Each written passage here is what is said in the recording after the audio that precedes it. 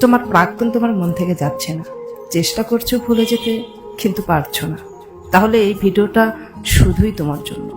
প্রথমেই একটা কথা মনে রেখো, তুমি মানুষ, তোমার অনুভব আছে, তাই কারো চিঠি মনে পড়াটা অস্বাভাবিক কিছু নয়। কিন্তু তুমি যদি বারবার সেই মানুষটার কথা ভেবে কষ্ট পাও, তাহলে সেটা শুধু তোমার নিজের সময় নষ্ট করছে।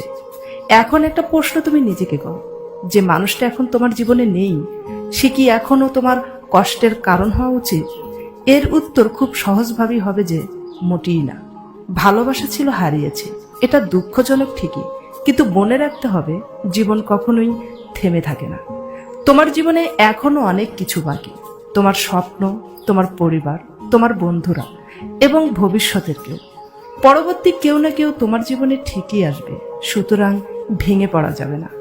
নিজেকে ভবিষ্যতের জন্য সুন্দরভাবে তৈরি করতে হবে। প্রাক্তন মানে জীবন শেষ নয়, প্রাক্তন মানে তোমার জীবনের সেরা একটা অভিজ্ঞতা, যেটা থেকে তুমি শিখতে পারো, আরো শক্ত হতে পারো।